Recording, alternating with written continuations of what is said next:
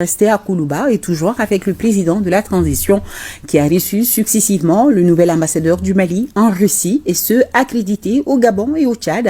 Fousseini Tounkara nous en parle. Face au chef de l'État, le nouvel ambassadeur du Mali en Russie, le colonel-major Seydou Kamisoko, est venu prendre les orientations du président de la transition avant de regagner son poste. Orientation nécessaire pour consolider davantage la bonne relation entre Bamako et Moscou. La Fédération de Russie est le principal partenaire stratégique du Mali. Donc ma mission est certes difficile et lourde, mais je serai à la hauteur pour que nous puissions la raffermir. Vous n'êtes pas sans savoir que dans quelques jours, il y a la rencontre Russie-Afrique. Donc j'ai reçu des instructions claires dans ce cadre-là afin que j'aille dans les meilleurs délais préparer cette rencontre parce que le Mali sera dignement représenté à cette rencontre. La représentation malienne au Gabon est désormais sous la responsabilité du général de brigade Élisée Jean Dao. Il a aussi sous sa tutelle le Cameroun et la Centrafrique.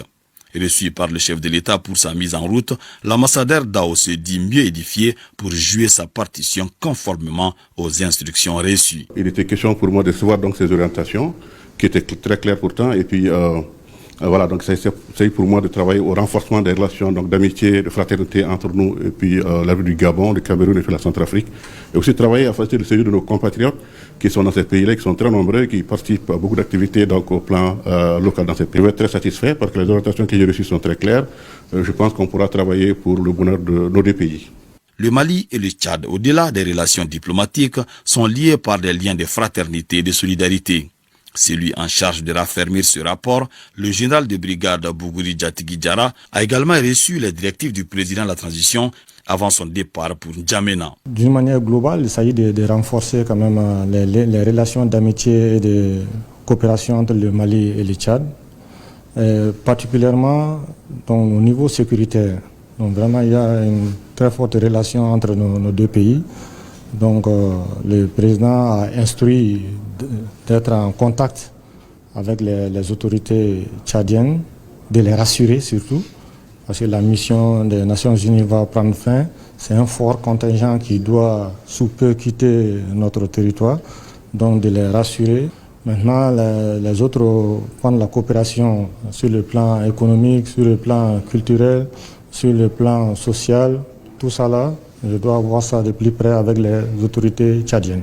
Ces nouveaux ambassadeurs se réjouissent de la confiance du chef de l'État à leur endroit. Ils placent cette nouvelle mission sous le signe de l'engagement patriotique.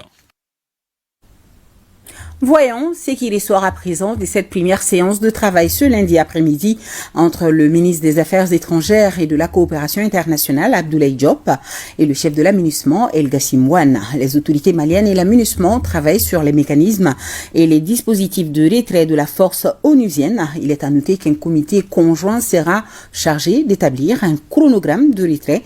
Dans le délai de 6 mois convenu, le comité va également définir les tâches et les activités de chaque partie. Le Mali jouera sa partition pour faciliter le départ des casques bleus d'ici le 31 décembre, a promis le ministre Abdoulaye Diop. D'autres détails, c'est avec Siaka Kounati. 4 jours après le vote de la résolution 2690 du Conseil de sécurité de l'ONU mettant fin au mandat de la MINUSMA, le ministre des Affaires étrangères et de la coopération internationale rencontre le chef de la mission onusienne pour discuter des modalités de retrait des casques bleus dans le respect du délai convenu, c'est-à-dire 6 mois. Les deux parties sont conscientes que le délai est court pour abattre cet énorme travail qui est celui d'organiser le départ de plus de 15 000 hommes et leurs équipements. Elles ont décidé de mettre en place un comité conjoint devant établir un chronogramme de retrait. C'était un premier échange qui nous a permis de voir l'ensemble des tâches et des activités à accomplir et les responsabilités qui doivent être situées ici et là. Et aussi nous avons vu qu'il y a énormément de choses à faire dans un délai court, ce qui va nécessiter une mobilisation de nos équipes pour pouvoir vraiment répondre avec promptitude.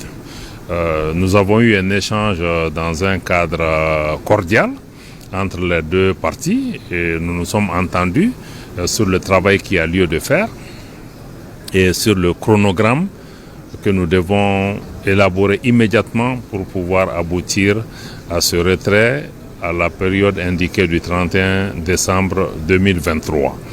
Maintenant, il est question aussi de travailler dans le cadre d'un certain nombre de mécanismes existants. Il y a un comité conjoint entre la MINUSMA et le gouvernement qui va se réunir dans les 48 heures pour pouvoir déjà commencer le travail. Le chef de la MINUSMA salue les assurances données par les autorités maliennes pour préserver les réalisations de la MINUSMA et permettre les retraits de celle-ci dans de bonnes conditions. Cette première réunion illustre cette volonté forte d'aller rapidement de l'avant et de respecter les délais qui ont été impartis. L'exécution de ce plan de retrait dans les délais qui ont été indiqués va demander énormément de travail. Nous aurons besoin de travailler étroitement ensemble, une coopération assez forte, étroite, et je pense que cela a été spécifié dans la résolution. Donc cet après-midi, nous nous sommes un peu accordés sur les mécanismes à mettre en place pour faciliter la mise en œuvre de la décision. Je voudrais indiquer que la MINUSMA et les Nations Unies sont déterminés évidemment à assurer la réalisation de ce plan de retrait dans les délais qui ont été stipulés, et pour cela, nous aurons besoin de l'accompagnement et du soutien de l'État malien. Certes, la MINUSMA se retire du Mali, mais notre pays continuera à travailler avec l'ONU et ses institutions spécialisées, assurance donnée par le ministre Diop, qui avait à ses côtés le chef d'État-major général des armées, Oumar Diarra, et représentant le ministre de la Défense et des anciens combattants. Auparavant, le ministre des Affaires étrangères et de la coopération internationale s'était entretenu en tête-à-tête avec le chef de la MINUSMA. Poursuivons avec notre série de présentations des nouveaux membres du gouvernement. Ce soir, je vous propose de rencontrer Abdul Kassim Ibrahim Fomba, le désormais ministre de la Jeunesse et des Sports.